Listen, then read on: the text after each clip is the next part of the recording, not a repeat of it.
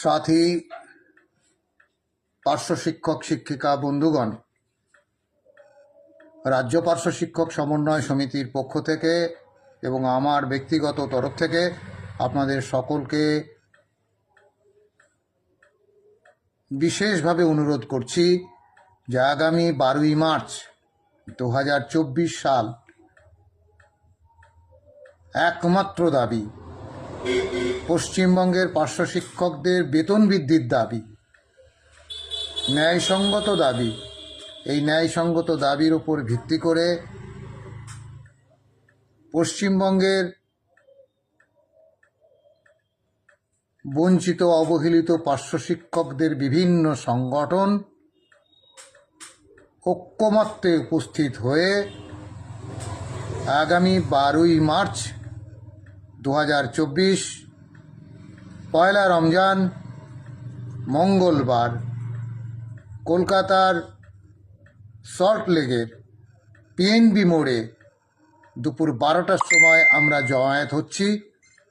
এই জমায়েতে আপনারা দলে দলে যোগদান করুন এবং আমাদের যে বেতন বৃদ্ধির আশু দাবি, এই দাবির সমর্থনে জোরদার আবেদন করুন। আমাদের মাননীয় মুখ্যমন্ত্রী যেটা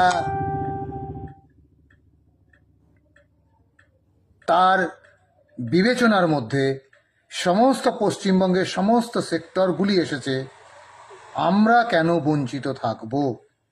আমরা কেন এই অসহায় পরিস্থিতির মধ্যে থেকে আমাদের ভাতা বৃদ্ধি হবে না?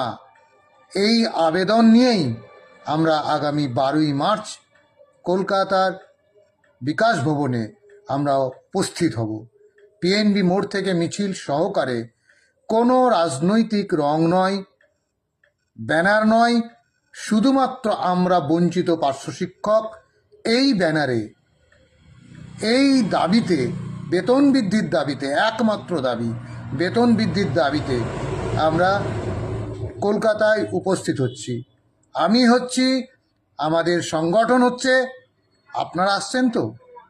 প্রত্যেকে আসুন, প্রত্যেকের রাগ অভিমান ঝেড়ে ফেলে দিয়ে সমস্ত রকমের বঞ্চনার কথা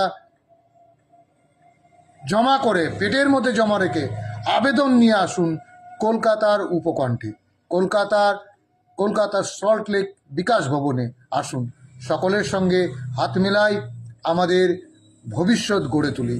আমাদের প্রজন্মের জন্য আমাদের এই লড়াই লড়তে হবে, এই আবেদন আমাদেরকে করতেই হবে এবং আমাদেরকে এই মুহূর্তে আমাদেরকে বেঁচে থাকার জন্য আশু বেতন বৃদ্ধির দাবিতে আগামী 12ই মার্চ বিকাশ ভবন অভিযান। আপনি আসছেন তো?